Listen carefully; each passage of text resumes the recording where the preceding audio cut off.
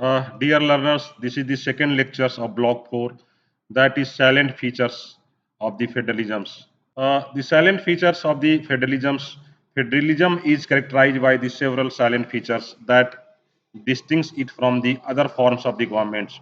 These features ensure a balance between central authority and regional autonomy, allowing for the both unity and diversity within the nations. Below are the key salient features of the federalism. First important features of the federalisms, that is division of powers, and these division of power have different allocations like the constitutional allocations.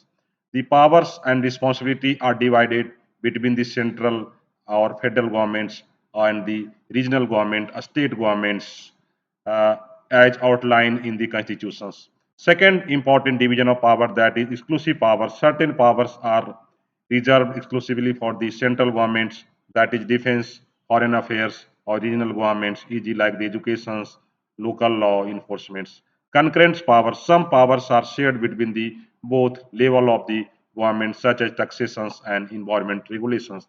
So these are the important silent features of the federalisms, that is the division of power. And this division of power at the three levels, that is constitutional allocations, exclusive power, and the concurrent power. Now come to the next important features of the federalism, that is the written constitutions. And when we're talking about the written constitutions, there is formal documentations. Federal systems are typically governed by a written constitutions that clearly outline the division of powers, rights, and responsibility of each level of governments. Next, that is called the supremacy of the constitutions. The constitution is the supreme law of the lands, and conflict between the central and regional levels uh, is resolved by the referring to it. So this is also an important or significant feature of the federalism. Third important features of the federalism, that is the supremacy of law, and in the supremacy of law, that is the rule of law. Both central and regional governments have bound by the constitutions and must operate within the its framework. Next is that is judicial review.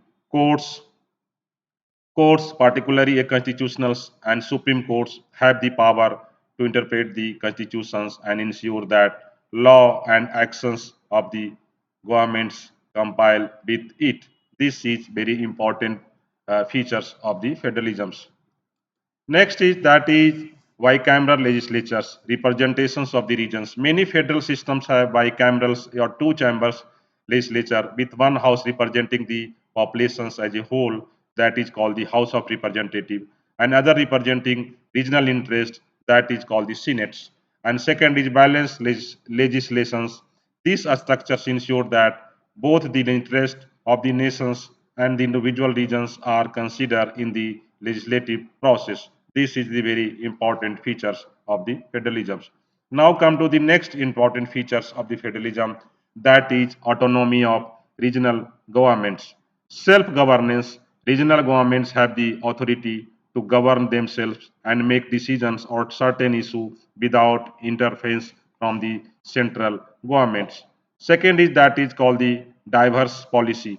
Regions can implement policy that reflects their unequal cultural, economic, and social circumstances. This is very important parts of the autonomy and regional governments. Next important features of the federalism, that is central government authority. Several powers like the central government typically retains power in the area critical to national unity such as defense, foreign relations and monetary policy. National interest, the central governments can enact law and policy that apply uniformly across the entire country in the matter of national importance. This is very important part of the silent features of the federalisms. Next thing, that is the flexibility and cooperative federalisms, that is adaptability. Federal systems often evolve to address new challenges, allowing for adjustment in the division of power and responsibility. Next is intergovernmental relations. Effective federalisms require cooperations and coordinations between the central and regional governments, often through the intergovernmental body or the council. These are the very important part of the federalisms. Now come to the next feature, that is judicial independence. When we talking about the judicial independence, that is impartial judiciary, courts play a crucial role in the interpreting the constitutions and resolving the disputes between the central and regional government. These are the very important part. Constitutional court, many federal systems have a constitutional or supreme court, especially tasked with ensuring that division of power is respected. Next, silent features of federalism, that is dual government system, two-tiered governance. Federalisms operate on the two levels of governments, that is nationals or sometimes called the central or federal governments, and regionals, each with its own set of the powers and the responsibility. Coexistence, both level of government operate simultaneously and independently within their respective sphere. So these are the dual system of the government.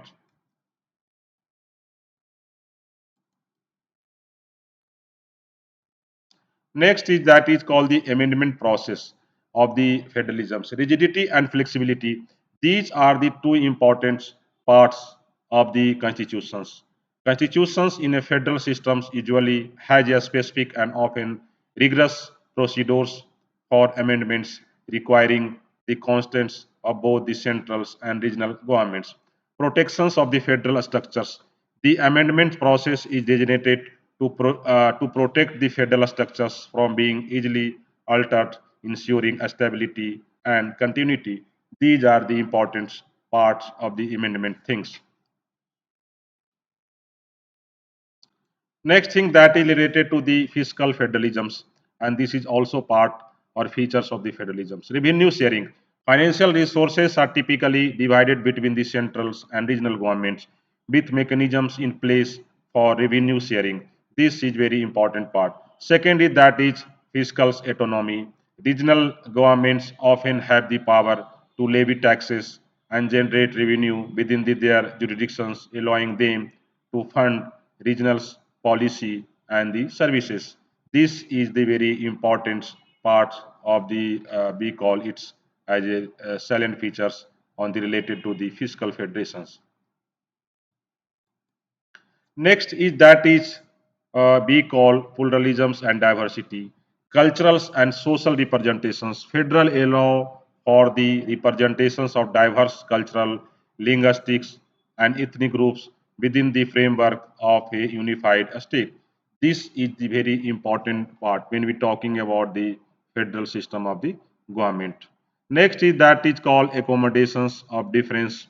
Regional government can create policy that reflect the specific needs and the identity of their populations, promoting inclusiveness and reducing the conflicts. This is very important parts of the Colby uh, features of the federalism. Balanced power structures, check and balance. The distributions of power between the different levels of the governments help prevent the concentrations of power in one country, ensuring a more balanced and fair governance system. This is called the features of the federalisms. Now come to the conclusion part of the federalisms. These features make federalisms an effective system of governance for country with diverse populations, large geographical area, or significant regional differences. Federalisms allow for a blend of unity, diversity, enabling regions to retain their unique identity while being part of larger national framework. This is very important parts of the features of the federalism. Thank you for hearing of the lectures on the silent or important features of the federalisms. Thank you.